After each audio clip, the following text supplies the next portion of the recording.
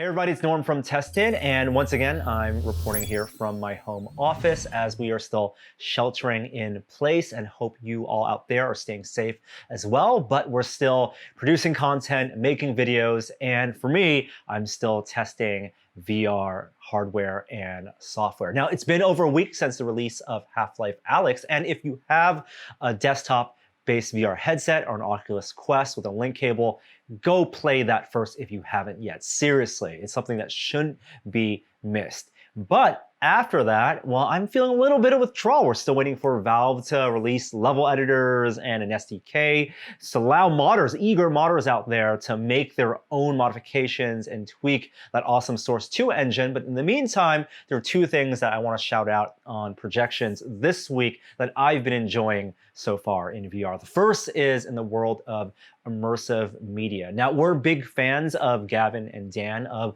the Slow-Mo Guys and their YouTube channel. And recently, they released, in partnership with Oculus, an 8-episode VR video series, which is the Slow-Mo Guys VR. Now, full disclaimer, we also worked with Oculus last year to produce Tested VR, and that was a series in which we went around the country visiting makers in different maker spaces, in their shops, documenting their projects, and it was a really interesting experiment and learning experience for us in filming immersive VR 180-degree video. This is stereoscopic, it's 3D, and you can look around and feel like you're in a place. And Gavin and Dan brought their own take on immersive video with what they do best, which is conducting sometimes unpredictable experiments and documenting them with high frame rate cameras. In this case, a custom built rig holding two Phantom Flex cameras shooting at 1,000 frames a second. And they did some classic Slow-Mo Guys experiments like exploding watermelons, slicing objects with a katana, blowing fire, and also things like recreating classic movie scenes like the Inception scene of falling into a bathtub. And all these scenes are just incredible to look at in headset. And for me, it was really interesting to see how they made use of that VR 180 technology, whether it was making you feel like you were standing right next to them, right next to Gavin and Dan on that quarry as they're operating the cameras, as they're showing you their Phantom camera setup, and then standing next to that explosion, not knowing exactly when it was going to go set off, and then reviewing the footage, using some interesting picture-in-picture so you can actually see them scrubbing through the footage, wearing 3D glasses, and actually explaining what they see, what's going on at 1,000 frames per second, and doing very classic Slow-Mo Guys things like scrubbing through, rewinding, speeding things up, and showing you the best parts. Really cool and thoughtful use of immersive video. And in fact, we had a chance to go video chat with Gavin. Joey and I chatted with him earlier this week to talk about their camera setup, their approaches to cinematography, and things that they didn't expect as they were making this series. Let's go take a listen. All right, so we are so thrilled to have a special guest this week. Got Gavin remotely from his home office. Gavin, how you doing? Good. How are you guys doing? Good. Doing good. Stay sane. Yeah, trying to keep sane. I'm getting hairier by the day. Right? Yeah.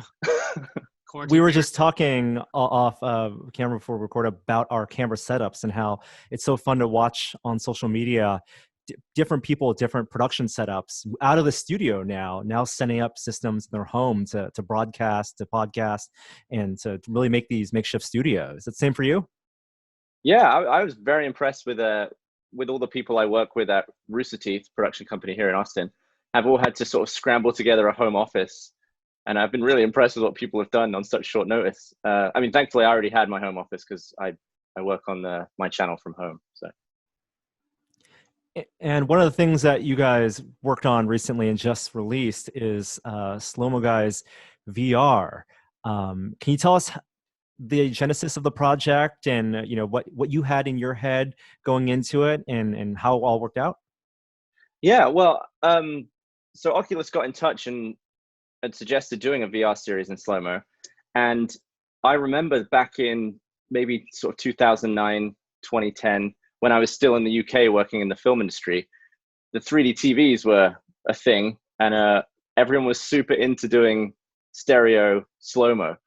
And I just remember it being such a pain to do because the Phantoms are pretty big. The Phantoms are the high speed cameras we use. They're pretty big, and you can't get them close enough to each other just by sitting next to each other because the lenses are so big and stuff. So you need the mirror rig. So one shoots off the mirror and one shoots through the mirror. And then you've got to frame sync them so they're firing at the exact same time. And all this other stuff that I haven't touched in 10 years. So when this offer from Oculus came through, I was like, oh my, like the horrendous bulk of that rig just came flashing back. But back then I wasn't working on the slow-mo guides. I wasn't shooting anything for myself. So I thought, actually, this could be brilliant. There's a ton of stuff that I've always wanted to shoot myself in 3D, but never had the budget, never had the ability or even the know-how to. I'm not a stereographer, so I'm not out there, hiring stereographers typically.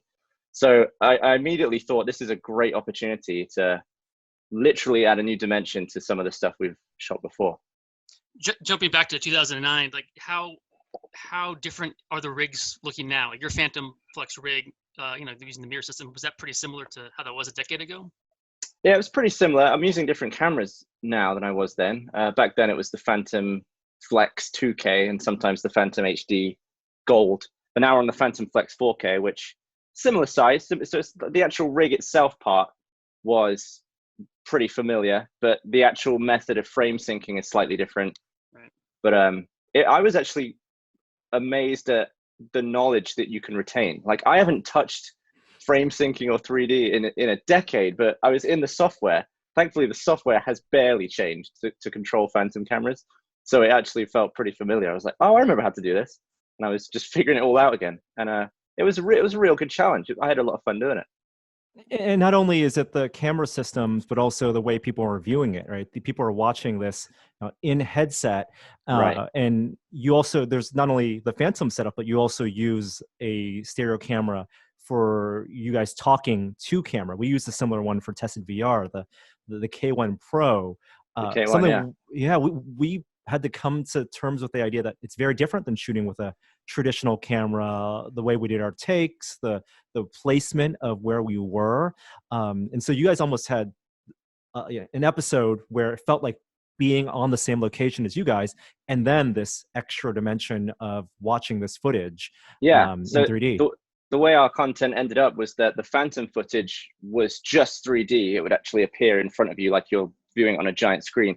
But all the regular speed stuff was VR 180. So, you're at the same height as us, you're standing in the quarry with us and all that stuff. And it actually feels pretty intimate. It feels nice watching it. A bit creepy when I watch it because I'm sort of stood with myself. But a lot of people have said like it's quite chill and pleasant to just be experimenting with us and stuff. But yeah, obviously it had a ton of challenges that we're not used to. Like I guess you kind of have to be careful where you travel in the frame, even though it's such a big, wide field of view, the camera can kind of see behind itself slightly as well. And you have to sit the camera out from the tripod, otherwise it sees its own legs, like it's that wide.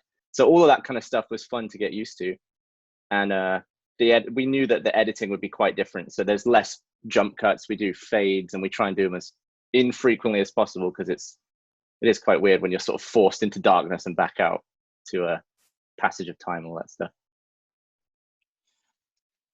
Well, can we talk about editing? You want to go to editing right now? Talk a little bit about post-production. What does that look like for the Phantom Flex? I mean, we have worked with the K1 Pro, and that kind of that almost conforms itself to a more traditional Premiere style workflow. But like, what is it now that you're involving 3D and you're involving the 3D aspects of the Phantom? What does that look like? Well, I hired an editor who I know called Daniel Fabello, he absolutely refuses to use anything other than Final Cut 10. And Eric at Oculus was like, nobody does this in Final Cut. Everyone's, let's be sensible about this. But he was determined to get the workflow done in Final Cut 10. So he went back and forth with Eric a lot and managed to figure out a way of doing it using Final Cut, which he was very pleased with. So I actually had very little to do with the stitching and making sure all that's good. I had a little bit in sort of discussing with the stereographer how we were gonna, where we wanted all the action to be in 3D for the Phantoms and stuff. Mm-hmm. And I did all the data management for the Phantoms, which colossal file sizes. Because I mean, the Phantoms we were using can record like 8 gigs per second, but you've got 2 of them going at the same time. So every second is like 16 gigs and I'm just saving full RAM saves. So we ended up shooting terabytes and terabytes of stuff. But yeah, it felt like it was all for good purpose. Like it's way more effort than shooting in 2D. Like it's got to be like 5 to 10 times more frustrating in terms of like the rig is so big and moving the camera is like, oh, we got to unplug stuff and we got to take the mirror out, move it up here. But the actual final result, I thought was totally worth it. Like it was really surreal to stand inside time that's moving slower. Yeah, and you do all the things that you guys do on your YouTube channel in speeding stuff up, slowing it down, rewinding it, as well as the commentary. It's fun to watch you guys react to watching it. And that was something really cool because with the headset on, you have this, essentially it looks like a movie theater and watching these effects, you know, at very high frame rate, but then you also have a nice little picture-in-picture of your own reactions. And on set, is that right? You could watch the 3D and see the 3D with something near real time? So I would take HD SDI feeds from both Phantoms, and in the Phantom software, I can play like a gen-locked signal. I can play it so that each frame is playing back totally in sync. So you can actually get the anaglyph and put on the red and blue glasses and see it in 3D seconds after we shot it, which I don't remember being able to do that back in the day. I'm not sure the little box that we used to split the image like that, I'm not sure we had access to that back then. I'm sure it existed, but we just didn't have that on set. So we would like typing in frame numbers starts and end frame numbers and all that stuff. But to play it back immediately and watch and then make changes of the depth based on what we're watching was actually super useful. The only downside is that it was outside, so it's not super easy to see the screen. And we were doing a lot of stuff with fire and colored liquids, which sometimes blue and the fire is very orange. So you sort of lose what you're looking at when it's red and blue in your eyes, when the subject's red or blue. Oh, interesting. Now we shot our series over a span of about 6 months, and we had them spaced out so far enough where we can shoot one, take everything back, kind of sit with it in post, figure out what worked, what doesn't work, what looks great, and then come back to the next episode with that like new excitement and new knowledge. Did you guys have that luxury, or was it really just did you kind of have a gauge on what was going to look good? We deliberately only shot 2 at the beginning of the 8. So we shot the Inception bathtub one and also the powder paint on the airbags. We shot both of those, and we learned a ton from those 2 shoots, and then applied all that to the remaining 6. So the first 2 videos took us a long time to make. I think we took 3 days to do 2 videos, which for us is that's quite a long time, because usually there's not a ton of editing. We just intro, experiment, slow-mo playback, have a chat, see you later sort of thing. So for us to spend more than a day on a video was due to the learning curve of it. But then the remaining 6 we shot in, I think, 2 a day. So it was 3 more days of shooting, maybe 4. There's also some nighttime stuff you did. How did that affect, you know, all your exposure settings, your shutter stuff, and how configurable is that to make it look like you're getting motion the way you want to have appear properly? So typically you do need a ton of light for shooting high speed, because I mean your exposure time in each frame is so short when you're shooting up in the thousands of frames a second. So to shoot at night is kind of insane, just because we're used to shooting under the sun and stuff. But when you have a subject that's self-illuminating, like we did with the spinning sparks, it actually wasn't too difficult to do. Like, it wasn't any more difficult than shooting in the day, because we were able to turn lights on, focus up, you know, set all of our distances, intraocular distances and all that stuff, and the convergence and where we wanted all that stuff. And then we just turned the lights off and went, and everything just happened to work out fine pretty much the first times we tried it. That was the final episode we shot, so that was probably the best we were during the filming of that episode. It's interesting, because I think for like our generation, especially like online content makers, like we're kind of used to doing everything ourselves, or like knowing everything enough so we can execute videos on our own. But like you're talking about, I mean, there's the high speed, so you're going to need a lot more light. there's the rules of there's the rules of the 3D Phantom rig that you can and can't do, like tilting, or you can tilt and pan, and then there's rules that you absolutely can't do with the K1 Pro, right? So you have like these layers of rules with each camera system that you need. Yeah, to, I mean, there was that. Like, I'm sure you've experienced the same thing. There's almost nothing you can do with the K1 once you've got it level and at the correct height. You just have to not touch it at all, because otherwise, as soon as you move that, you're sort of moving someone's head when they don't want to be moving, and that causes, I guess, nausea. Yeah, comfort's a big thing. Yeah. Were there shots that you wanted, like, that you're particularly proud of, that you're like, you didn't expect to look that good in stereo, or things after, shooting 2 days, like, okay, I wish we did this, or it gave new ideas? I was really happy with the Spinning Sparks video, just because when it's up on the screen, like when the Phantom playback is up on the screen in front of you, it's black. The background is black, and the background of the export of the video is black. So you actually can't see the edges of the frame on that one. So I think in future, I would shoot probably in a studio with more black backgrounds, so that it's more seamless with the VR feel, I guess. Like you're still shooting in 180, but it almost cheats itself to be a 360. Like you feel like you're completely in a 360 environment. Yeah. Kind of.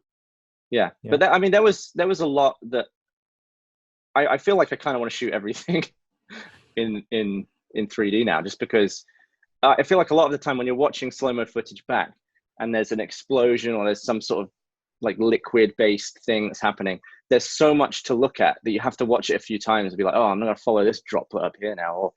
But when it's in 3D, it's even more so, because you've got the depth, and when stuff is moving this way in front of you and then this way behind, I feel like I wanted to watch everything like 5 times. Yeah, so I'm kind of addicted to it now. But it's totally like for just normal shooting, it's so much more work. Yeah, you can't just throw the rig down. And yeah. How long does it take? Like I'm assuming you guys just kept it set up for the most part, but like, what is the build out on a Phantom Flex 2 rig like that, the mirror rig? Like how long does that I got it down to about 45 minutes on the final day. Wow. Okay. But there's a lot to it. I mean, just setting up the Phantom on its own, you still got to think about several things, like it's a professional movie camera, so it doesn't really come with anything attached to it. You got to put mags in, you got to plug stuff in, there's like ports on the top that you've got to plug into the body, even though it's mounted on there. You got to make sure, and with 3D, you've got to make sure everything matches. So the same amount of space on both mags, the exact same lenses on both cameras, and then you lose. I think we were losing like 2/3 of a stop of light just with the beam splitter. Yeah, with the beam splitter. Yeah. Wait, so one camera was losing some, like one camera was getting less light than the bottom camera? Right, yeah. And then you had to find that compensation and basically just work from yeah, there. so I would compensate with the aperture and the lens, which matched the exposure, but then the side effect of that is that one camera has slightly more depth in the focus than the other, but it's not quite enough to be distracting. And was zoom and focus locked in with each other? Like you were able to just one knob? They weren't interlinked, so I would just zoom one camera to a specific focal length and then manually zoom the other one, set focus on both manually, and then never touch them during the shot. I would do all that. If I wanted to do a crazy focus pull or a mid-shot zoom in 3D, I didn't have any of the equipment that would let me do that accurately. And there's even sort of mild differences between 2 of the exact same model of lens. For example, if I had like a 30 to 90 mil on, and I set it to 45, on the other lens, 45 would just be like slightly past the 5 of the 45, and one would be on the 4 if you're looking at the markings on the lens. So you've really got to, it's impossible to have everything line up just on the numbers. You actually really have to take a look at everything and make sure it's like f-stops and t-stops, for example, like the same thing. Yeah. Small micro differences. Because that, I mean, that would be interesting to do do like the Hitchcock dolly zoom 3D Phantom slow all at once. That'd be amazing. Yeah. Yeah, we walked away from our experience like, just we know we're not going to use this setup for every camera, but it just changes like the opportunity present when we're filming any type of thing we're normally filming. It's like, oh, what if we had a stereo camera here. And obviously for you, it's a big, big build out, but super, super cool. And congratulations on the Yeah, launch of it. congratulations. Sounds like a lot of work Yeah. and very rewarding. Thanks so much. Yeah, we're very proud of it. I was worried at the beginning because of the stress of it all, but I think it turned out great, and we're both very proud of it. Awesome. Well, thank you so much for your time. Congratulations again. And we look forward to what you guys do in the future. Thanks very much. Thanks for having me on. All 8 episodes of the Slow Mo Guys VR are out now. It's on the Oculus Quest under the Oculus TV app, and you can just stream it. So there's no downloading, and the quality is actually pretty good. I've been enjoying it a lot. But the thing that I've been enjoying the most this past week in VR is The Room, A Dark Matter. Now, we've covered this before in projections. I chatted with the developers and first previewed it at Oculus Connect, and I was able to then show the first 2 levels to you guys in a preview I did a couple weeks ago, but it's finally out, and it's out on all VR platforms, including Steam VR, the Oculus Quest Store, the Desktop Rift Store, as well as PSVR. Now, I've talked a bunch about this game before, so I don't want to rehash too much of that. And it's also tough to explain how the game works without showing too much or spoiling the puzzles, which I definitely don't want to do. But here are the basics. So it's essentially 4 levels that you're going through, one continuous story, but they're not 4 different escape rooms. They really have a natural progression. And previously I played the first 2 levels, which I thought were wonderful. The first one's kind of like a tutorial, which really shows off some of the kind of interactive mechanical objects, these wonderfully and creatively designed mystery boxes, which you use your motion controllers to manipulate and get up close to, and then also shows you a hallmark of the Room puzzle games, which is this lens that you toggle on and off, which lets you see into a kind of world beneath the world tin screen, and you see symbols, as well as you discover new puzzles that way. That's the first level. Second level is a little more expansive, and it really feels like one large room. The kind of traditional escape room has many layers too. You can spend about an hour and a half in it, and you go through a bunch of discrete puzzles because the game is teleport only for locomotion. You teleport from station to station, and it's highlighted, and then at every station around you, you see maybe a series of contraptions, and you recognize these as the puzzles that you're trying to solve. And one may unlock and reveal objects that you add to your inventory that then you take to another station, match a shape, recognize a symbol, find these delightful aha moments that then let you progress and complete the level and move on to the next world. Now, what really surprised me is that the game did not show its cards until the latter half, the 3rd and 4th levels. And I don't want to give